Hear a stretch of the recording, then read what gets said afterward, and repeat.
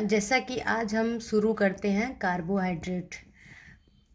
Carbohydrate को शर्करा, कार्बोज, श्वेतासार आदि नाम से जाना जाता है। क्या क्या नाम से जाना जाता है? शर्करा, कार्बोज और श्वेतासार आदि नाम से जाना जाता है। 1 ग्राम कार्बोहाइड्रेट को कंज्यूम करने से कितने कैलोरी ऊर्जा प्राप्त होती है? तो 4.2 कैलोरी ऊर्जा प्राप्त होती है। कितनी? 1 ग्राम कार्बोहाइड्रेट को कंज्यूम करने से 4.2 कैलोरी ऊर्जा क्या होती है? प्राप्त होती है। कार्बोहाइड्रेट की प्राप्ति को जानते हैं कि कार्बोहाइड्रेट प्राप्त कहाँ से होता है। कार्बोहाइड्रेट वानस्पतिक जगत से प्राप्त होता है। कहाँ से? वानस्पतिक जगत से प्राप्त होता है। वानस्पतिक जगत पर जब प्रकाश संश्लेषण की प्रक्रिया होती है तो उसे कार्बोज प्राप्त होता है। क्या होता है? वानस्पतिक जगत पे जब प्रकाश संश्लेषण की प्रक्रिया होती है तो उसे कार्बोज प्राप्त होता है।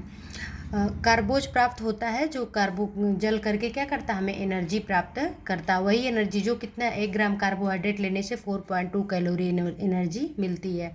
संगठन जानते हैं कि क्या क्या कार्बोहाइड्रेट में होता है।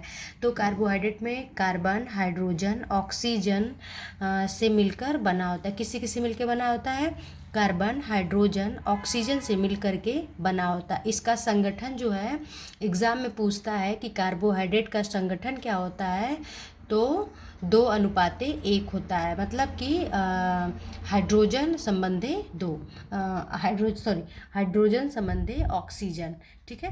कार्बोज की संरचना किसके समतुल्य होती है? तो वाटर मतलब जल के समतुल्य होती है। जैसे जल का सूत्र क्या होता है?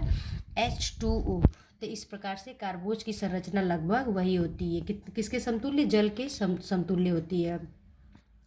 कार्बोहाइड्रेट पे जब हाइड्रोलिसिस मतलब जल अपघटन की प्रक्रिया होती है तो उसके फलस्वरूप हमें क्या मिलता है? ग्लूकोज मिलता है। किस पे? कार्बोहाइड्रेट पे हाइड्रोलिसिस की जब प्रक्रिया होती है तो उससे ग्लूकोज प्राप्त होता है।